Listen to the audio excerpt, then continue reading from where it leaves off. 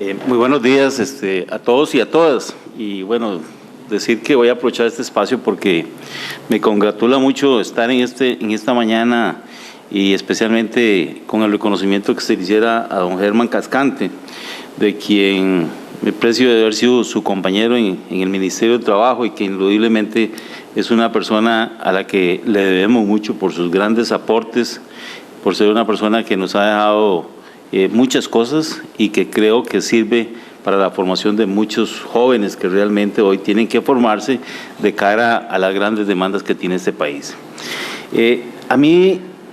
me dijeron que nos refiriéramos un poquito al tema de la empleabilidad de las personas migrantes y creo que después de escuchar a don Esteban, más lo que nos pueda decir don Ricardo,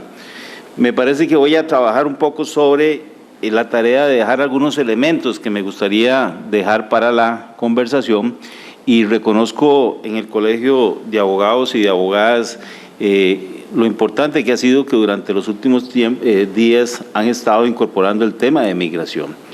Yo siempre digo que el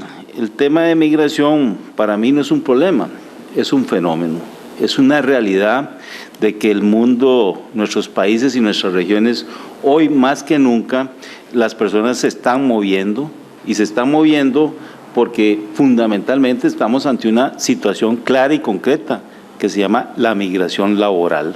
Las personas se están yendo y vean ustedes que tradicionalmente en Costa Rica, cuando hablábamos de la movilidad, siempre pensábamos de los nicaragüenses que venían a Costa Rica, pero realmente la realidad objetiva es que también los costarricenses hoy se están moviendo hacia otras latitudes y entonces diríamos que el fenómeno se está viendo desde dos perspectivas, de la inmigración y de la emigración. Y ahí los estados tienen muchas actividades que desarrollar y concretamente me parece que la institucionalidad nacional, y como bien lo plantea don Esteban, vean ustedes que por ejemplo la Sala Constitucional ha venido dando y marcando algunos planteamientos claros de cómo es que tenemos que entender la participación de las personas migrantes. Por otro lado, me parece que aquí, y voy a aprovechar para dejar algunas ideas que me parece que son cosas que sí las integro y me parece que son temas que debemos abordar.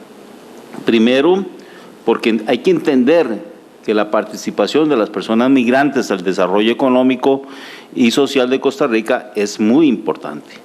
Si realmente en muchos campos de las actividades productivas de Costa Rica nosotros no tuviéramos la participación de población migrante, cuidado si no tendríamos un serio problema. Y entonces ahí tendríamos que empezar a visualizar cómo es que las personas están participando y cómo también en muchos campos, si no se cuenta con esta gente, nos meteríamos en serios problemas. Caso concreto,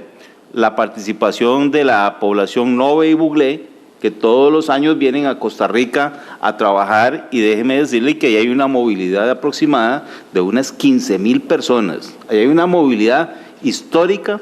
y que realmente es una movilidad que juega un papel muy importante. El tema de las zafras, que los tenemos estudiados en el Ministerio de Trabajo en coordinación con la OIM, a raíz de la participación activa de trabajadores en las actividades estacionales. Típico caso, las zafras en caña, el tema del banano, el tema del melón, el tema de la piña, que realmente la participación de esa población es invaluable. Definitivamente, y ahí creo que hay un tema que deberíamos también de abordar y discutir. Me parece que una de las cosas que sí debemos decir es que si bien es cierto, en Costa Rica falta mucho por hacer, lo que también es cierto es que como país se han hecho muchas cosas. Y creo que esto nos lo permite ver los esfuerzos tan grandes y caso concreto, en la región centroamericana,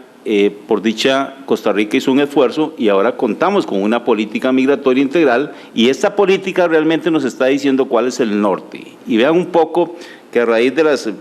exposiciones que muy certeramente nos dice don Esteban, definitivamente tenemos que empezar a entender que la realidad de las personas es que las personas van a seguir también viniendo a Costa Rica. Yo siempre digo que todos tenemos el derecho a migrar, y a no migrar. Lo deseable sería no hacerlo, pero la realidad objetiva es que toda la gente se está moviendo. El otro día estábamos, a raíz de que se impulsó una suscripción de un acuerdo con Panamá, y déjenme decirles que en este momento hay muchos costarricenses que están yendo al mercado de trabajo de Panamá a desarrollar muchas actividades, y entonces me parece que eso es un tema importante. En este análisis creo que hay que ver el tema de la ilegalidad o de la irregularidad. Y aquí tendríamos que revisar los dos conceptos, legalidad o ilegalidad con respecto a la infracción a la ley. Regularidad o irregularidad, especialmente cuando visualizamos que las personas en nuestros países y en Costa Rica no es la excepción, muchas de esas personas están participando, pero lo están haciendo en condiciones irregulares. Y aquí creo que tenemos que trabajar fuerte, porque así como se están haciendo cambios y modificaciones en las normativas del trabajo, también lo que es cierto es que tenemos que trabajar más de la mano con una mayor responsabilidad empresarial. ¿Por qué? Porque al final de cuentas la participación de los trabajadores y de las trabajadoras migrantes realmente a quienes están beneficiando fundamentalmente a una gran cantidad de empresas. Y ahora que doña Cindy mencionaba el tema de la investigación en la región Huetar Norte, déjenme decirles que a raíz de una investigación que hicimos, ahí nos damos cuenta de que en ese sector y en esa región hay una cantidad de trabajadores y trabajadoras que trabajan muchas veces en condiciones hasta de informalidad. Y por otro lado, cuando las personas no tienen documentación, son sujetas de mayor vulnerabilidad y se da con más presencia la violación a los derechos laborales. Y si hacemos examen de reflexión, me parece que cuando trabajamos con población que presta servicios muy importantes en Costa Rica, como las servidoras domésticas, bueno, muchas de ellas aquejan que también tienen serios problemas laborales, y basta decir las cifras de aseguramiento y empezamos a visualizar que hay muchas personas que trabajan y sin embargo no disfrutan, no se les garantiza una seguridad social como corresponde. Discusión, que es un tema que solo lo menciono y lo dejo por el ambiente, una discusión que se ha venido teniendo a raíz también de los trabajadores del café y el no cumplimiento en materia de la seguridad social, y ahí hay un tema que también es importante revisar. Me parece que hay cambios en la economía, y en los sistemas de producción, y la situación justifica ineludiblemente una participación de una mano de obra en los mercados de trabajo y en sus respectivas regiones. Y cuando trabajamos los temas de movilidad migratoria, vean qué interesante, entonces resulta que ahora en la región tenemos una enorme movilidad. Mientras los nicaragüenses vienen a Costa Rica, los salvadoreños van muchos a El Salvador, a los Estados Unidos, pero sin embargo ahora hay una movilidad de gente que está yendo a participar a El Salvador y ve movilidad hacia Guatemala y consecuentemente hay esa movilidad. Entonces uno tiene que entender que realmente esto es una dinámica que se está dando por una inercia, pero fundamentalmente por una demanda de oportunidades laborales. Y creo que también en este brillante esfuerzo que hizo el compañero, me parece que hay un tema digno de refrescar, y es que realmente los países también tienen que empezar a trabajar muy fuertemente en la suscripción de buenos acuerdos, pero buenos acuerdos que permitan efectuar un encauzamiento de la migración, cómo hacer que efectivamente la gente pueda llegar a otros mercados, pero que realmente estemos en lo posible pensando en un trabajo digno y decente. El tema de la situación laboral, y creo que lo decía don Víctor en sus palabras iniciales, definitivamente si estamos ante una migración laboral, pues vamos a tener que trabajar muy fuertemente en el tema de seguimiento en las condiciones laborales, fortalecimiento en la inspección, mayor información, mayor divulgación. La gente tiene que recibir más información en materia de cuáles son sus derechos y también cuáles son sus deberes, y consecuentemente los sectores empresariales deben trabajar mucho en función de esto, y me parece que el sector de los abogados puede aportar mucho a esta actividad, entendiendo que este es un tema de un fenómeno realidad.